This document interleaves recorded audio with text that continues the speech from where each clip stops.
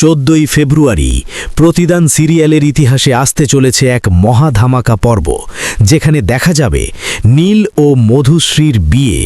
আর সেই বিয়ের পরই এমন এক সত্য যা শুনে থমকে যাবে শিমুলের নিঃশ্বাস।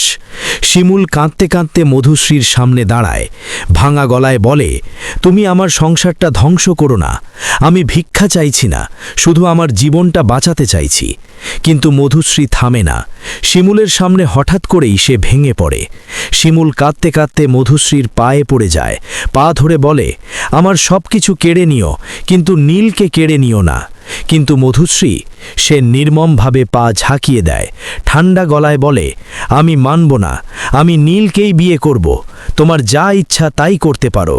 শিমুল উঠে দাঁড়ায়, চোখের জল মুছে এক ভয়ঙ্কর কথা বলে, আমার সংসার ধ্বংস করে তুমি কখনো সুখী হতে পারবে না মধুশ্রী।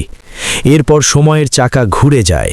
নীল আর মধুশ্রী বিয়ের জন্য প্রস্তুত হয়, সাজে বিয়ের পোশাকে। ঢোল কাঁসর আর মন্ত্রোচ্চারণের মাঝে পৌঁছে যায় বিয়ের মণ্ডপে। সবাই তাকিয়ে থাকে নিঃশব্দে। নীল মধুশ্রীর সিঁথিতে সিঁদুর পরিয়ে দেয়। সম্পন্ন হয় বিয়ের সব আচার। বিয়ের পর নীল মধুশ্রী ফিরে আসে বাড়িতে। নতুন সংসার, নতুন স্বপ্ন। দিন যায়, মাস যায়। হঠাৎ একদিন মধুশ্রী নীলকে জানায় তার গর্ভে নীলের সন্তান। নীল খুশিতে আত্মহারা। মধুশ্রীর যত্নে কোনো কমতি রাখে না, এক মুহূর্তও তাকে চোখের আড়াল করে না। কিন্তু সুখ বেশি দিন টেকে না। এক রাতে হঠাৎ মধুশ্রীর প্রসব ব্যথা শুরু হয়। নীল ছুটে নিয়ে যায় হসপিটালে।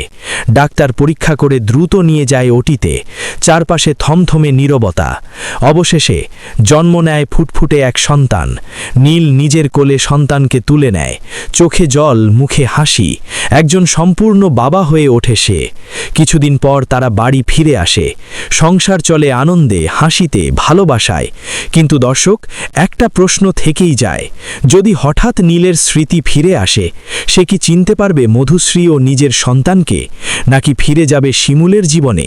আর তখন মধুশ্রীর ভবিষ্যৎ কি হবে? এই সন্তানের ভবিষ্যৎই বা কোথায় দাঁড়াবে? এই সব প্রশ্নের উত্তর জানতে এখনই চ্যানেলটি সাবস্ক্রাইব করুন। পাশে থাকুন প্রতিদান সিরিয়ালের প্রতিটি বড় আপডেটের সঙ্গে। আগামী পর্বে আসছে আরও বড় ঝড়।